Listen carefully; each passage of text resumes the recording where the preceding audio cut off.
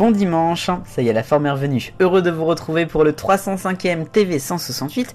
Au programme en ce 30 avril 2023, nous allons parler de 50 minutes inside, des fréquences TNT, de la BBC et encore de nouvelles émissions pour TF1 et M6. La suite, je vous la raconte tout de suite.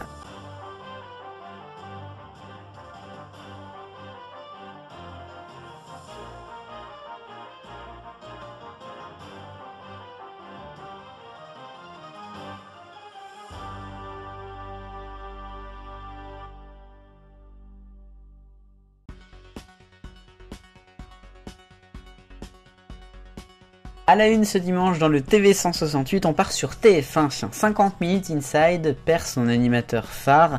Nikos a décidé de quitter l'émission à la fin de la saison. C'est une décision mûrement réfléchie pour l'animateur. Après plus de 15 ans à la tête de 50 minutes inside, notamment pendant 11 ans en duo avec Sandrine Quétier et puis depuis 2018 en solo, il a été marqué par ce rendez-vous du samedi soir, mais il a décidé de lever le pied, notamment parce qu'il a beaucoup de projets pour la saison 2023-2024 et qu'il ne pourra pas tout faire. Justement, ces projets, il y a les Energy Music Awards comme chaque année, The Voice, et puis la nouvelle saison de la Star Academy qui va prendre quand même beaucoup de temps pour Nikos, notamment le samedi soir entre novembre et février prochain. Bref, qui pour remplacer Nikos Aliagas à 50 minutes inside? Des noms circulent déjà et des noms qui sont féminins puisque TF1 veut féminiser son antenne. Hélène Manarino, Karine Ferry et pourquoi pas même une Alessandra Sublet, allez qui sait. Il y a plein de noms qui circulent, qui pourraient même être de l'extérieur, pas forcément dans TF1. On verra bien qui arrivera au mois de septembre sur 50 minutes.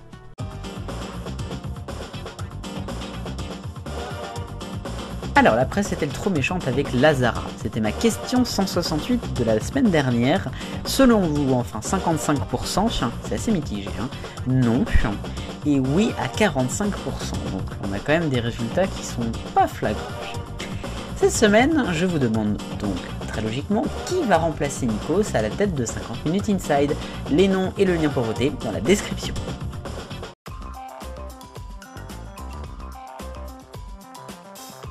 D'autres infos, voici le rayon actu et en 1, on va parler des fréquences de la TNT. Ça y est, l'Arcom a officiellement renouvelé TF1 pour le canal 1, M6 pour le canal 6.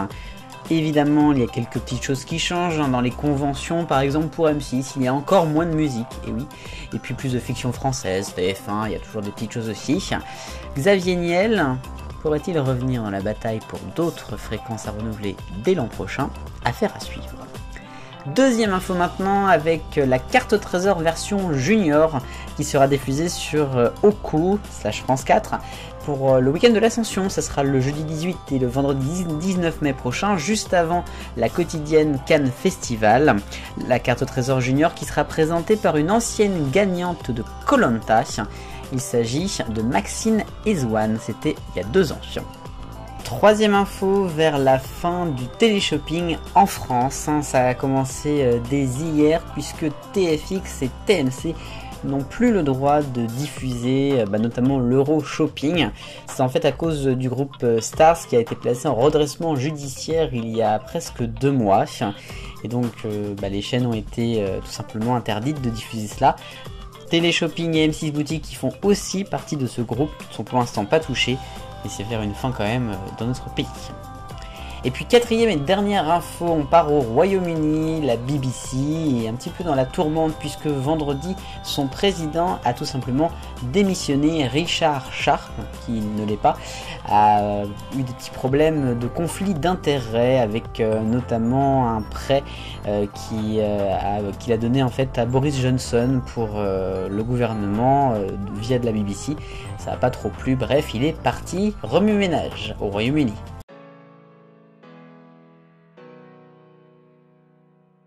Le focus du TV 168 consacré aujourd'hui à des nouvelles émissions qui vont arriver prochainement sur notre télévision.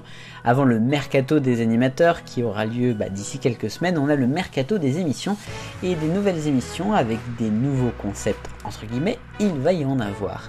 Pour le meilleur et pour le pire, bien sûr. On va commencer avec TF1 qui a tourné en cette fin de semaine une nouvelle émission qui s'appelle Dream Team, la relève des stars. En fait, c'est autour de jeunes chanteurs entre 8 et 14 ans qui doivent chanter le meilleur possible, hein, bien sûr, avec des coachs. Ils sont coachés en fait par des personnes assez connues comme par exemple Lara Fabian ou Black M. Et tout ce petit monde va être jugé par des jurés qui sont par exemple Angoune ou encore Laurie. Le tournage, si je crois ce qu'a dit Clément Garin sur Instagram notamment, ne s'est pas très bien passé. Il y a eu pas mal de problèmes. C'est vite parti en cacahuète. Il y a des règles qui n'ont pas été respectées par les coachs ou même par les jurés. Bref, un bazar. Il y avait même Hélène Manarino, l'animatrice, qui s'est retrouvée au milieu de tout ça. On verra si ça va être diffusé ou pas. Sinon, M6 a également deux nouveaux formats. Il y a Destination X qui sera programmé prochainement. C'est en fait des candidats qui sont dans un bus mais qui ne savent pas du tout où ils vont. Et il faut retrouver où ils sont avec des indices et tout. Mais évidemment, il y a des choses qui sont un peu trompeuses. Et puis une autre émission qui arrivera également sur M6 avec Camille Delacroix et Stéphane Rothenberg. Camille Delacroix, c'est le gagnant de Top Chef en 2018. Et ils vont revisiter avec des chefs des produits, des snacks notamment très célèbres dans une sorte d'émission culinaire.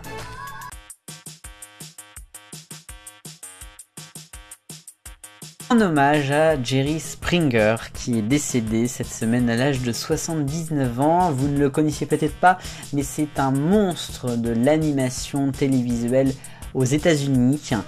Jerry Springer qui avait sa propre émission avec son nom, The Jerry Springer Show sur NBC, a été une vedette pendant 25 ans et plus, avec une émission souvent trash, où il y avait par exemple des règlements de compte entre voisins, entre couples, entre familles. Bref, au début c'était un petit peu calme et puis c'est très très vite parti dans un peu de folie. The Jerry Springer Show, ça a fait énormément parler, mais ça a beaucoup plu à certains. Il y avait eu une tentative en France de faire cette émission, mais ça a très vite tourné au vinaigre aussi. Au Royaume-Uni par exemple, on avait The Jeremy Kyle Show, qui pouvait être vraiment une émission comme la sienne.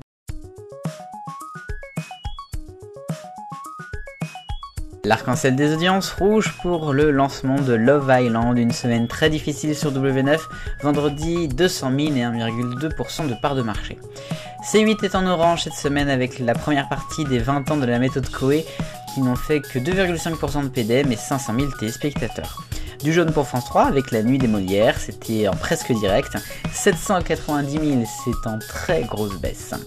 Ensuite, le débat de la soirée continue mercredi sur France 2 a fait 2 millions de téléspectateurs avec Julien Bugier.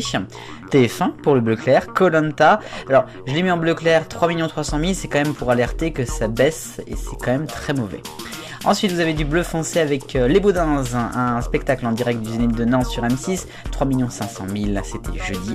Et puis France 2 est en violet avec le téléfilm L'âme de fond, samedi dernier en prime, 4 600 000, 24% de part de marché.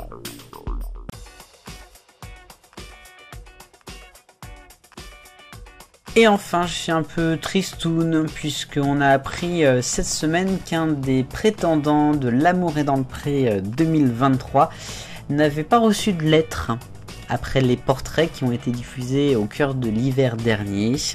La saison qui débutera très probablement fin août sur M6 a donc plusieurs agriculteurs comme chaque année. Et puis là il y en a un, il s'appelle David et il n'a pas reçu de courrier. En tout cas il n'a pas reçu de courrier utilisable. C'est important de le préciser. Je suis quand même déçu puisque c'est une émission qui est importante pour le monde rural et qui apporte. Et c'est très dommage que cet homme n'ait pas eu de femme, je crois qu'il se cherche entre 35 et 45 ans, qui lui ait écrit, en tout cas avec vraiment un but. Donc voilà, je le dis, c'est dommage, mais peut-être que ça va marcher, il relance l'appel. Ainsi va la télévision ce dernier jour d'avril 2023. Ça y est, un tiers de l'année a été fait. On avait quelques semaines d'actualité un peu faiblarde dernièrement. Je suis content, on en a eu pour notre beurre ce dimanche. J'espère que ça continuera la semaine prochaine pour un nouveau TV 168. Merci infiniment pour votre présence, pour vos messages. Et à la semaine prochaine. Vive le bonheur, on est tous des millions de copains.